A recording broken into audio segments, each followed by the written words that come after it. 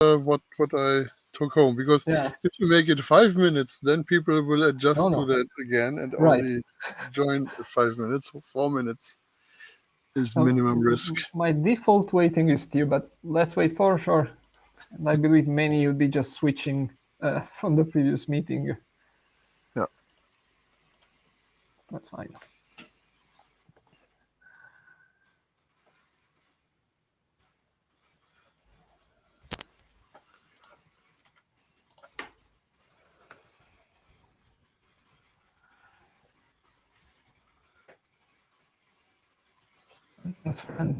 Adding already the notes to the agenda. Wow. So I can have some notes, but I guess I will be talking a bit too, so I'll try to participate. I can take notes, no worries. Any help is possible, is appreciated.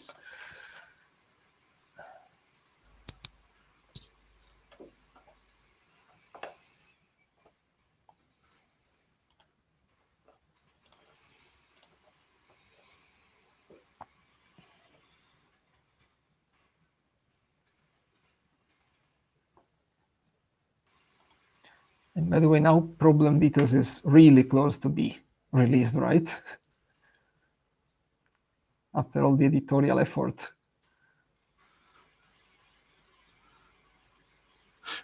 which one are you talking about? Problem details. I don't know why the RFC editor is hesitating. So we can change topic.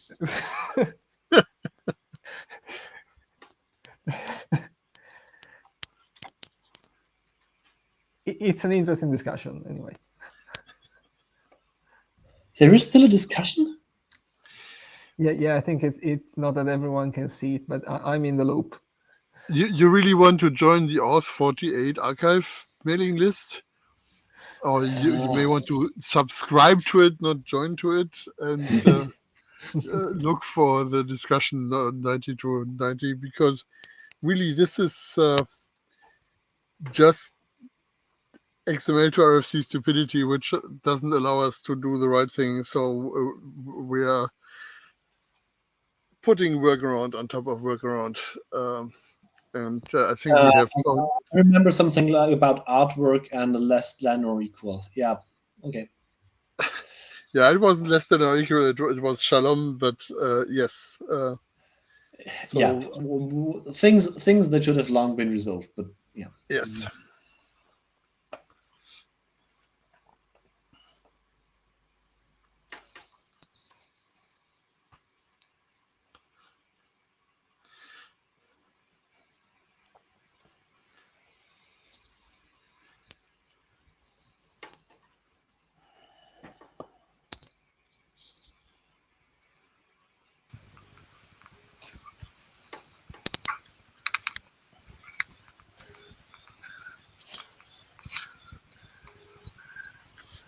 Well, what time is the meeting begin?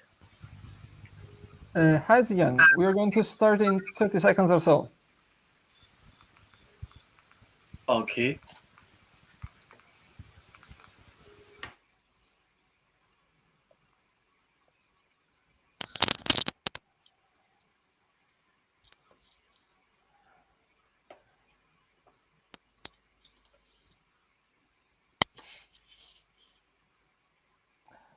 Okay, and here we are. It's 4 past. It's going.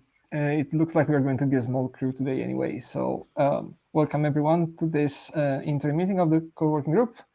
I'm Marco Tivolca, Michael Cesar, Jaime Jimenez, and Carsten Bormann. And this is an official IETF meeting, so the note well applies. Get familiar with that if you're not already. It's not just about IPR, it's also and especially about our code of conduct. So be nice and professional to each other. And the agenda for today that you can find also in the notes for this meeting as 2 items so far. The possibility or thinking through about using the resource directory, not just for resource discovery, triggered by use case in Anima, and discussing the open issues track on the GitHub for the href document. We may have time for further short discussion on other topics in the end, but these are the two main items. And I think they are both mostly covered by Karsten in the same slide set. So Karsten, please share your slide.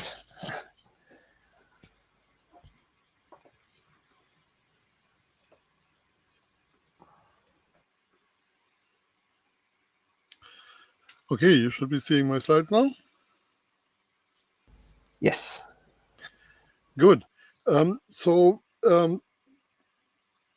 There are two items on the agenda, and the first one really is a single slide because it's more of a discussion point, a discussion that has been ongoing for a couple of months now, and that we really need to find an answer to. And the other is actually about a document, the href or CI document. So let's talk about the discussion point first. So this is about a document. Oh, I didn't put the document name on this slide. This is about a document that has been created in the Anima working group, and that essentially is completed there. So we have to make up our mind quickly on this one. And they are providing a join proxy mechanism. And the important issue about join proxies, of course, is that you need to be able to find them. And the current document has different ways of finding join proxies, and one of these ways is based on resource directories or multicast access to well-known core. So the idea is to find a join proxy by making a query to the resource directory or to well-known core via multicast that asks specifically for a join proxy. And we have a good way to do this by giving a resource type. So the draft actually follows this and uses two different resource types for two different kinds of join proxies, which probably are not that interesting to us at the moment, what those kinds are. But the interesting observation is that a join proxy is not really a resource. It's actually a protocol that you can talk to a specific server to use that server as a very specialized proxy to a join server. So what we actually need here is not a resource, but a transport address. And of course, the IP address often will be implied.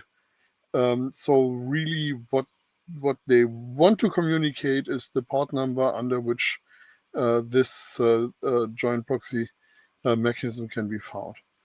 And you can see on the slide the way such a resource directory entry or well-known core entry would look like. It's essentially a link from the server to CoIP-S plus JPY : IP address join port. And there is no meaningful role for a path or a query component to that UI. And that link has a target attribute Brusky RJP. And that's why we even are involved in this, because we need to register this resource type, and there is a sanity check on this registration, and the sanity check triggered a big question mark in my head, and that's I think why we talk about this. So what we are having here is a link to something that isn't really a resource. This is not entirely new. We have had other fantasy UI schemes such as TCP : at least in the real world. I don't know if that ever was registered. where people use URI syntax to just provide a transport address. So it's not like this isn't something that has been done before, but still, I think we need to think a little bit about whether this is the right way to express this information. So let me say one thing before we go into the discussion. I think it is a good idea to be able to use resource directory or multicast access to well-known core to find this information. So I don't want us creating roadblocks here that make that somehow impossible.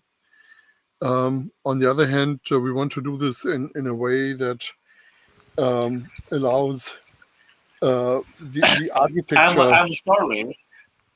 I have a question about this. Yes. I want to know quick is does the quick works like TCP in your PowerPoint? You know, quick is very hot and very famous now. TCP is the past, so I suggest we can change the most famous. Yeah, I was using TCP here just as a historical example for what has been used. So I'm not aware if people are doing this with Quick. This is not really further relevant to the discussion anymore, because we are not using TCP here. This is definitely a UDP-based protocol. But the fact that people have been making up fantasy UI schemes like TCP colon shows that it is often useful to use the URI syntax to provide transport address information. You said that you compare with URL such as TCP. Yeah, that is an existence proof that people have been doing something similar before, but it's not something that we are using here. It's just something we look at from a historical point of view. Oh, okay. Okay. I got it. Thank you. Thank you.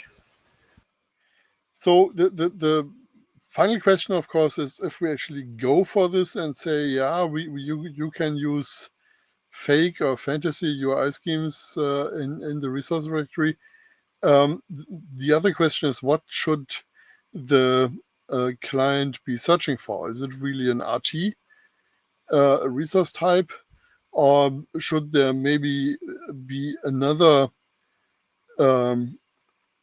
target attribute that really provides the information what is going on here?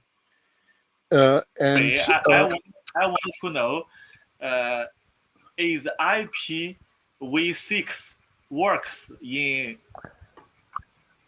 the join point IPv4 or IPv6 in this IP address? actually, I have no idea. So core doesn't really care whether you are using IPv4 or IPv6.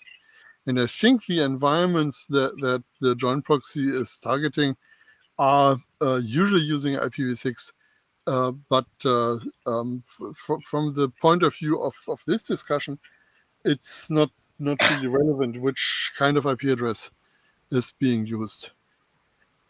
So I suggest we should pay more attention about IPv6.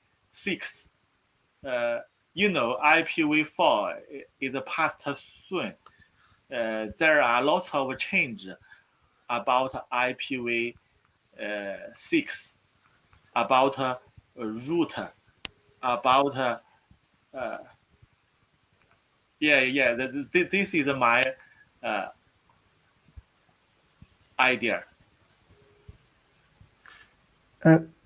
Ziyang, to ensure a smoother discussion, please raise your hand using the Q tool in Miteco, just to let the speaker finish. Okay. Thank you.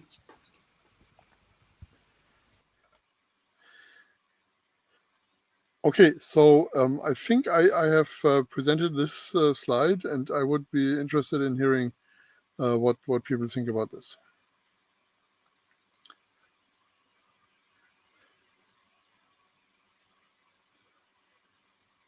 Christian. Christian, go ahead. I think it's useful. I do agree that it's useful to have this information somewhere in URIs, but we might even consider. What we'll have to do, I think, is split, at least mentally, what is a statement about a particular resource and what is a statement about how this resource can be reached, even though it might be expressed in the same resource. The transport indication draft has terminology for that. I think we can use that.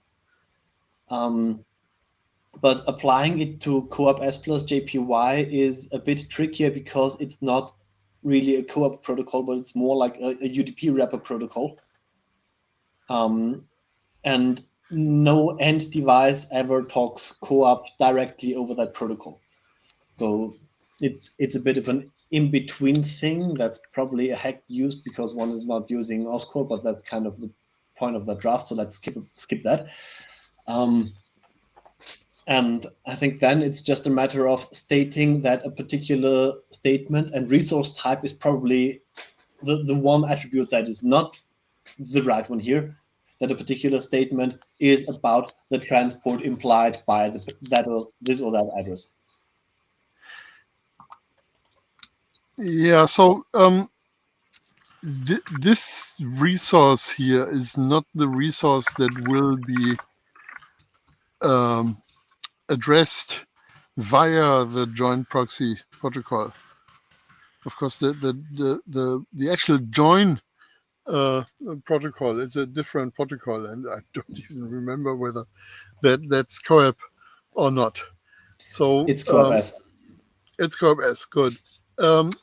So we could do this by providing a URI to the place you will actually reach using this join proxy, and giving that some transport indication attributes that tell you that you should be going through the servers that makes this declaration plus the join port given. That's certainly an interesting design, but it's not what the authors of this draft had in mind.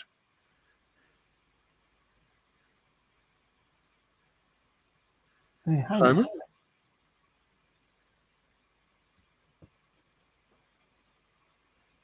Here's the audio. I hope you can hear me. Sorry. Yes. I was driving and I lost part of the information because of that. So is the problem that the port is not allowing you to define a proper resource? Is it the IP address? What is the issue with the URI? Well, the issue is that there is no proper resource. So actually, in the end, when this joint proxy protocol is being used, there is a proper resource, but that's offered by somebody else. And what the joint proxy does is it provides you a way to access that resource that is provided by some other server. But the URI, co-op S plus JPI and so on, that doesn't resolve to a specific resource, but to a host, or? It's providing the protocol parameters you need to run the joint proxy protocol to talk to somebody else. And I agree it's a weakness that this entry doesn't reveal to whom you actually would be talking. But the other question is whether actually this is desired feature, and if it's not, we shouldn't force people to do that. And one last question. This JPI protocol, which I don't know much about, sorry, I guess it wouldn't help to have a default resource that it would resolve to, like index HTML or something like that in HTTP. I guess that doesn't make a difference. Well, again, it's not a resource; it's a protocol. So they might have a default port, but they would still need a way to indicate that port. Right.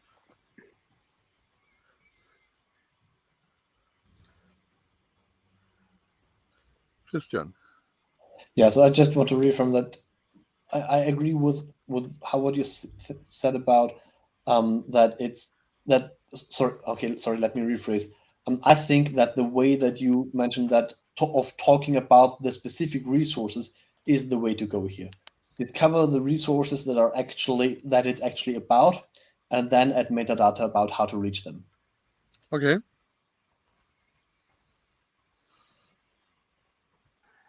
Yeah, I think we need to come up with an example for that, and we need to talk to the animal people about that. Jaime. Yes, sorry again. When Christian refers to metadata, do you refer to link attributes or way or things Target that are attributes, applied yes. to the link? Yes, I'm talking about attributes applied to that link.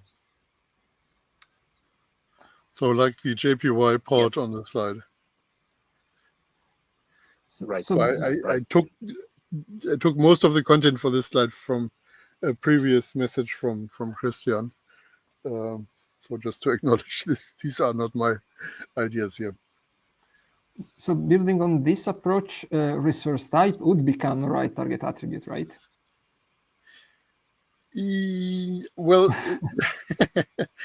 right. If you point to the actual resource to use for the join protocol, then resource type is the right one again.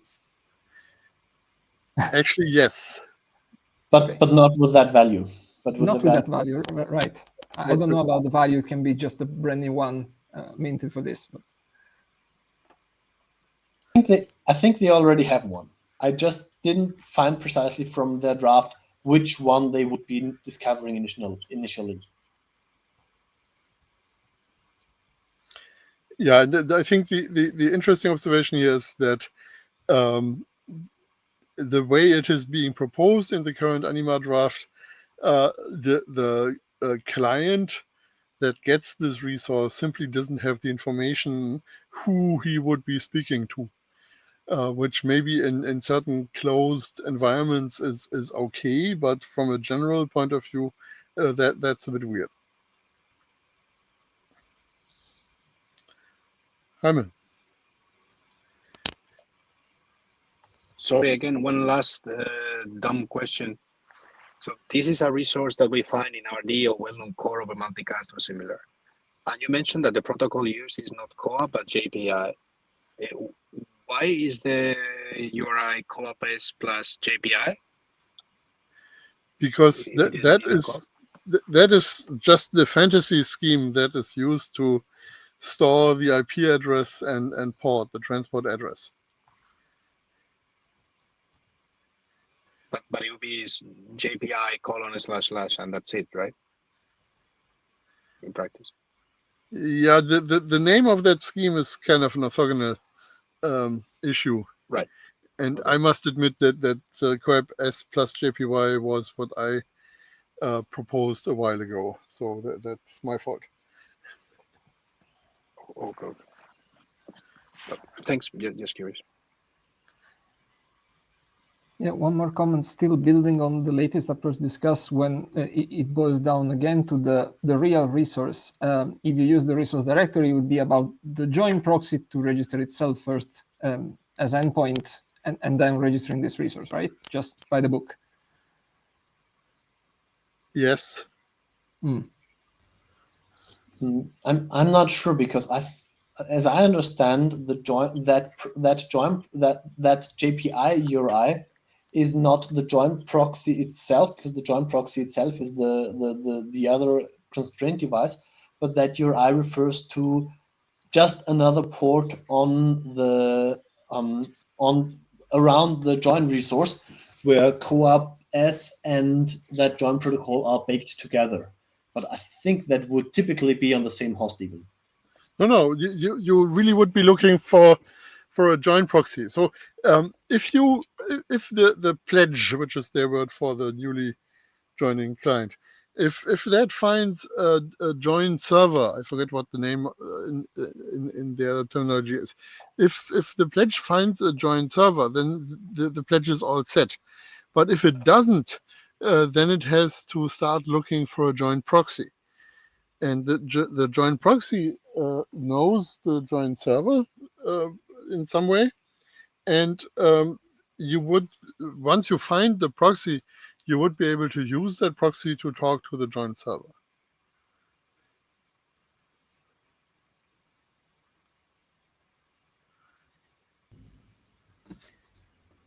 But the okay, then my impression was that the pledge discovers the join proxy link locally anyway, and then that join proxy is either stateful, in which case it can do the forwarding, or it is not, in which case it has to find whatever is described by this coops plus JPY URI, and then proxies through that to the actual join proxy, which is kind of implied in the to the join server, which is implied in the join proxy URI.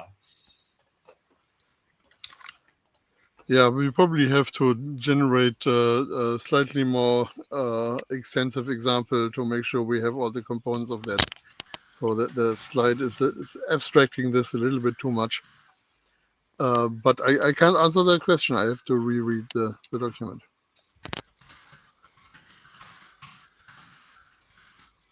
Jaime?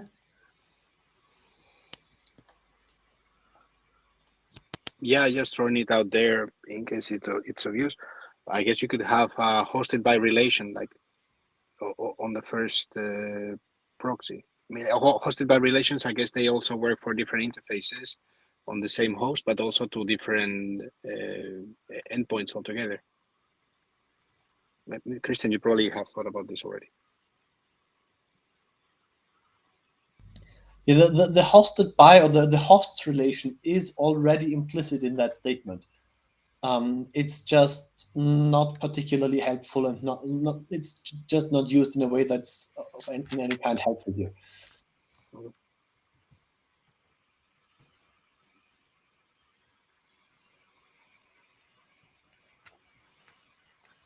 Just as a suggestion, if you end up with examples involved in the resource directory, I think the registration phase is also important to have, although this all started with discussion on discovery. Yeah, we have to have the whole flow. I agree with that.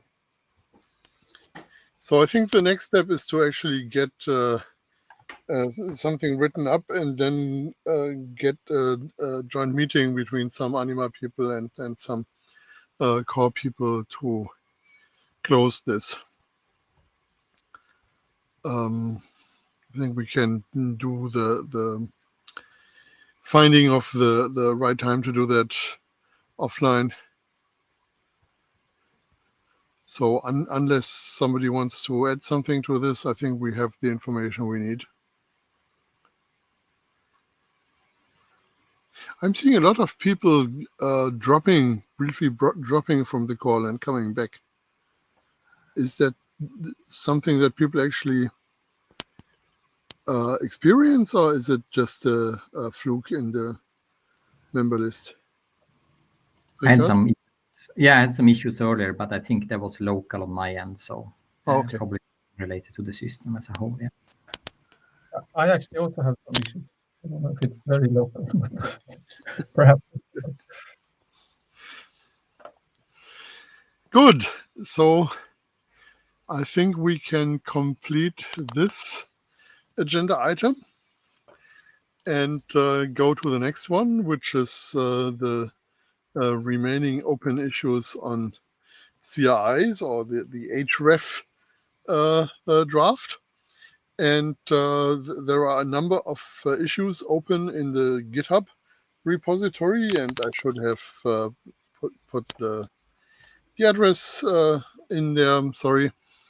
And some of these are about selecting test cases, creating test vectors. So I'm not going to talk about those because that's just ongoing implementation.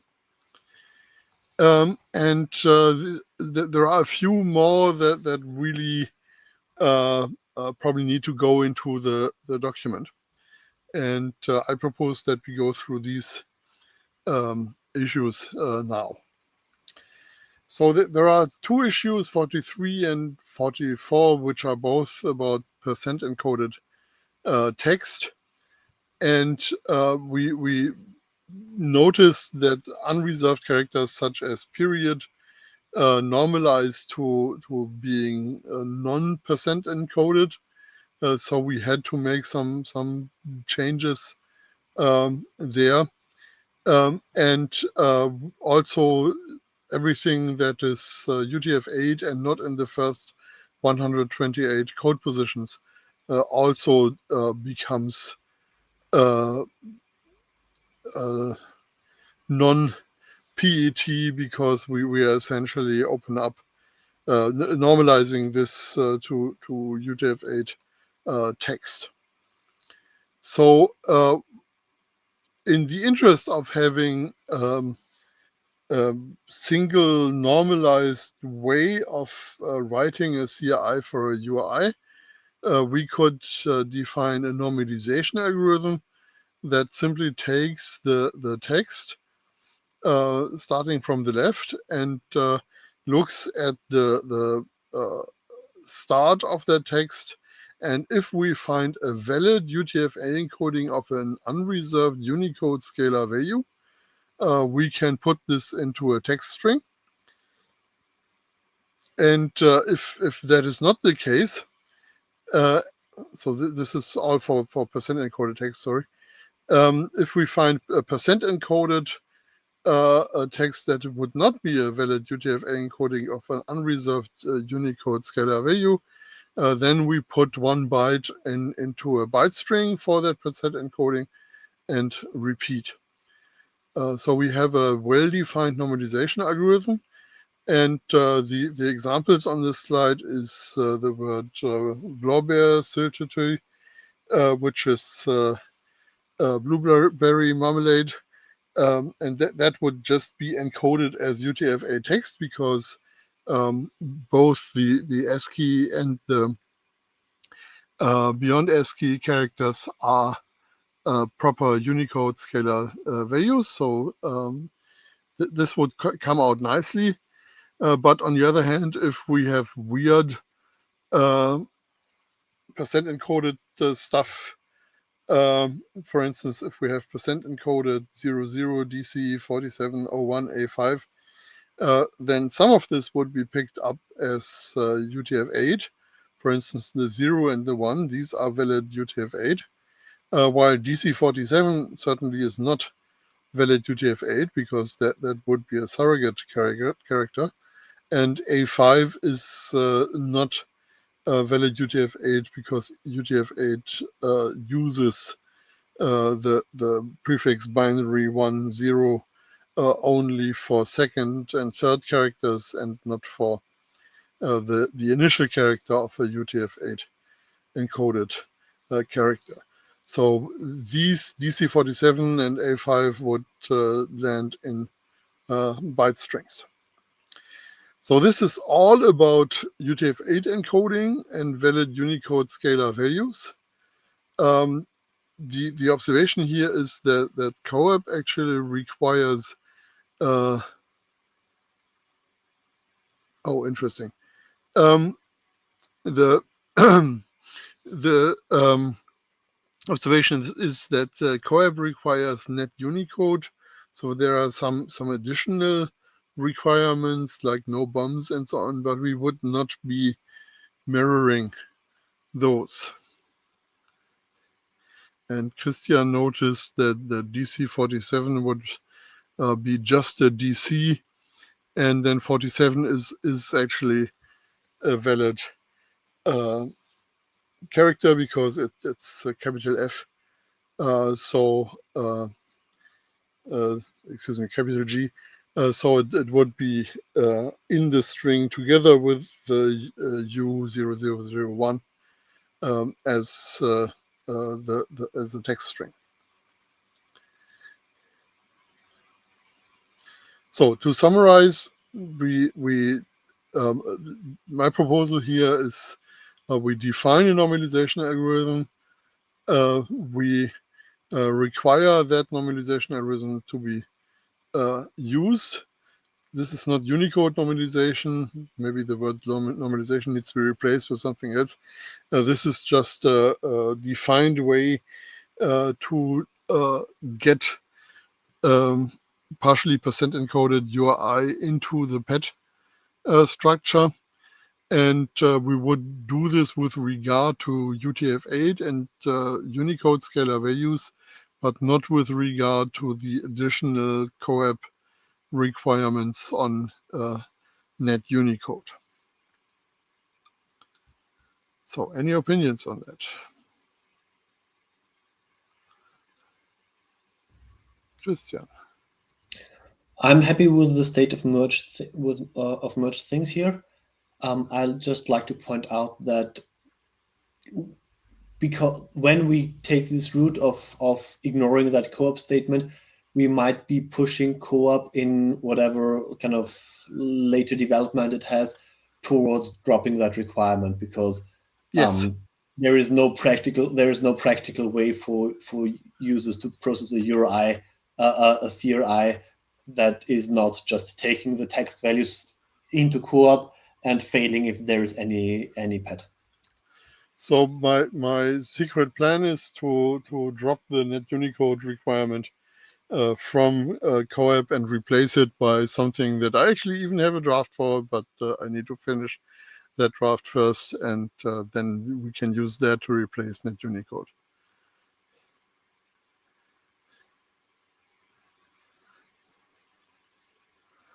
Okay, so if people agree with it, we can go to the next question. Go ahead, Yang.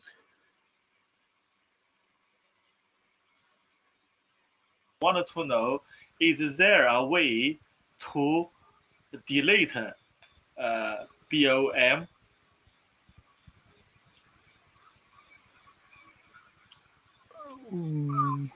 I'm not sure that there is anything written up that would define any special processing for BOMs in URIs.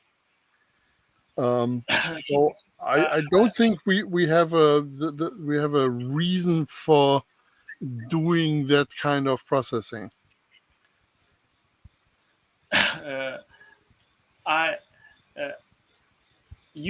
You know, there is not any BOM required, right?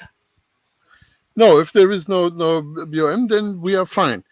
This is really about the situation where somebody evil put a BOM into a URI, and then a CoAP implementation, which is implementing the net Unicode restriction. I don't think such an implementation exists, but in theory it would be possible, would stumble about that.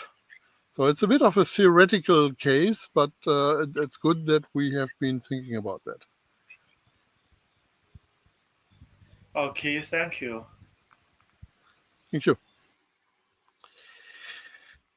So the next issue was that URI with a scheme, no authority, and no path actually could be either considered to have no path component, or could be considered to have no leading slash and then no path component. So we have an ambiguous translation of A colon into either just CRI with a scheme, or a CRI with a scheme, and then the indication that we have no leading slash.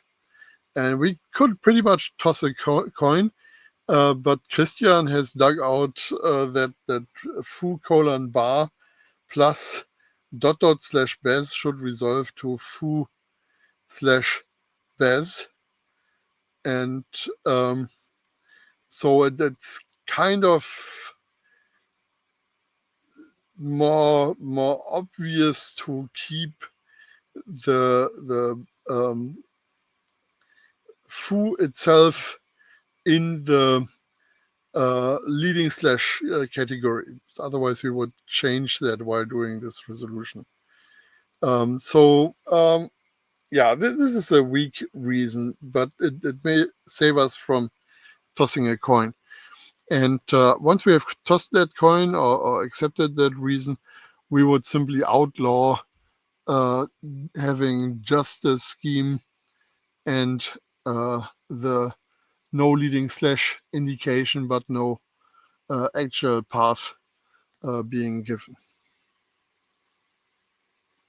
So my proposal here is to essentially declare the coin tossed and simply outlaw this case.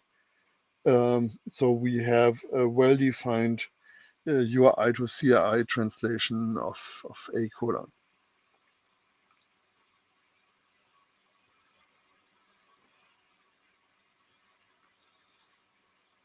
Any comment on that, Christian? I think either is probably good. I'll go through the issue. I'll have a look at the issue before we merge it, maybe. But I don't have any strong opinion either way. Yeah, we cannot merge issues. We only can merge pull requests. So somebody has to write the pull request first, and then we can check that this doesn't create a problem. Okay, last slide. Issue number 50 is really a grab bag of really small issues. So the first observation is that an entirely empty CRI or CRI reference is not useful, so we shouldn't allow it. The next observation is that we again have an ambiguity where we allow null for a path that could also be an empty array. And my proposal would be to use null only when this empty array would occur at the end of the CRI, and in the middle use the empty array. This is, of course, a little bit of a context sensitivity issue, so that's not a beautiful solution. We also could maybe find a way to change the rule for suppressing trailing nulls to include empty arrays, but I'm not sure whether that actually works. So this is my proposal at the moment. Use null only when at the end, and in the middle use the empty array. So cope / foo question mark bar, which is scheme, an authority, and a query part, but an empty path part would use an empty array and not the special value null to represent this. So maybe I should ask whether people have an opinion on this.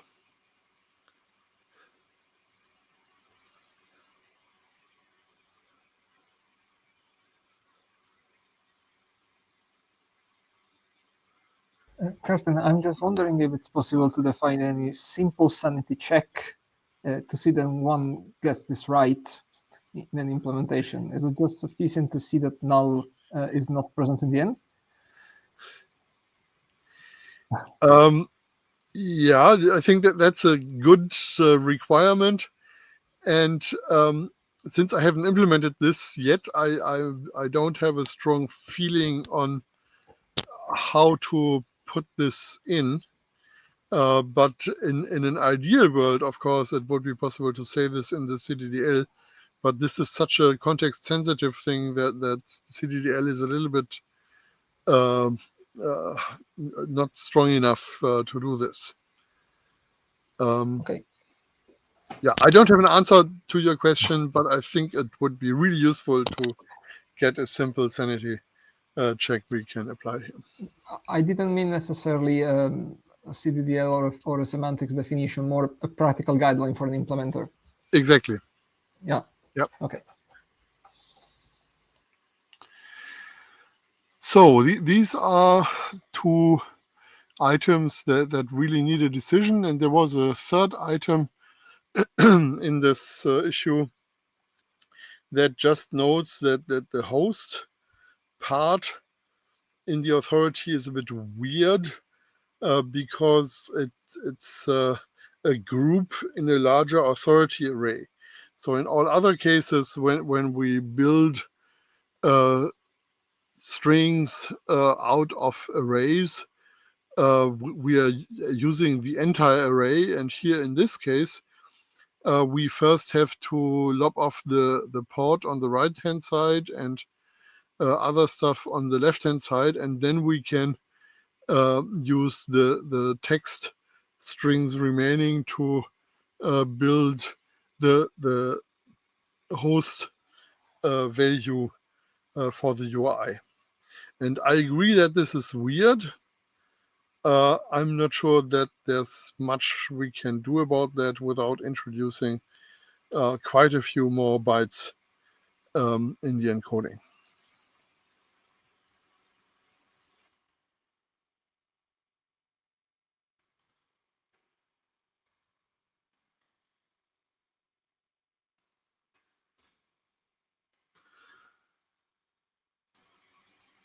Okay, if nobody has a strong feeling about it, I'm going to paste the line of CDDL into the chat that really demonstrates this. So authority is a optional user info, then a host, and then an optional port. And if you actually want, let me paste the rest of the CDDL that is relevant here. And if you actually want to recreate the host name, then you have to find the text strings in there and join them with a dot in the middle between the labels.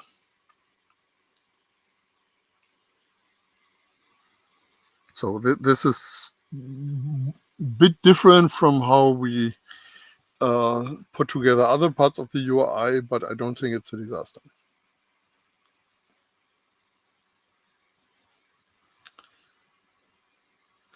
So that's all that I have.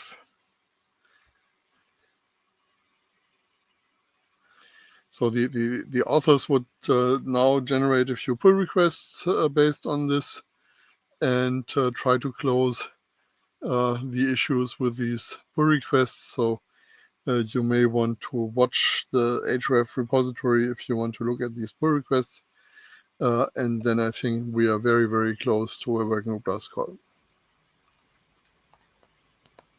So good to hear. And just to be sure, I think you covered all the issues except the one on test vectors to be added as an appendix. Oh, I missed that.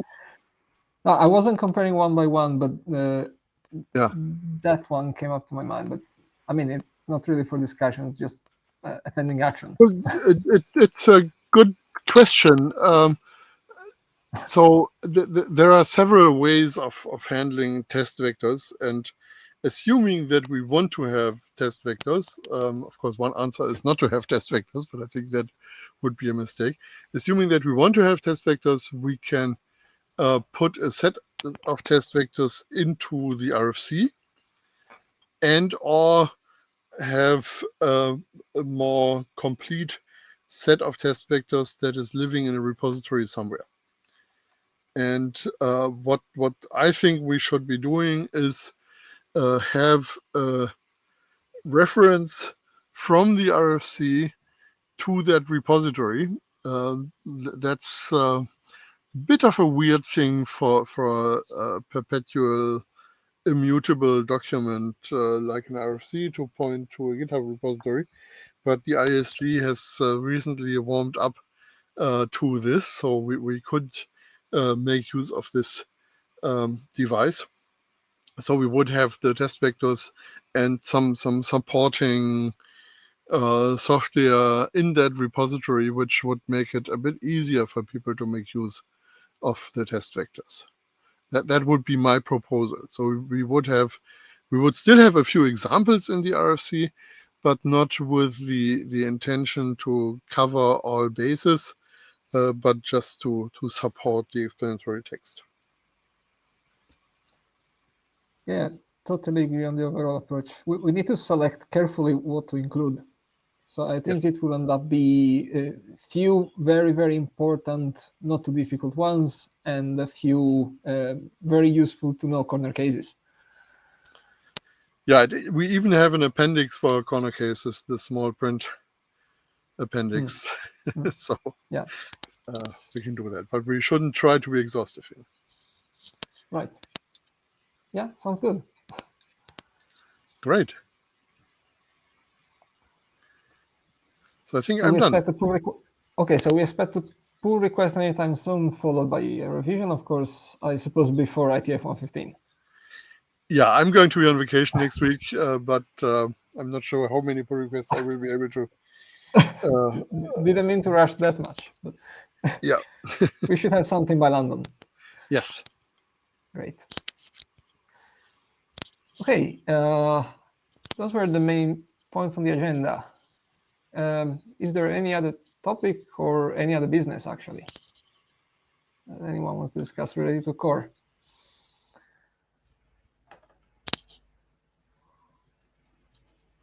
AOB3, AOB2, AOB1. Have none. So I think we can adjourn the meeting and talk again latest in 2 weeks. Thank you, everyone. Have a good rest of the day. Thank you. Thanks a lot. Bye-bye. Thanks. Bye.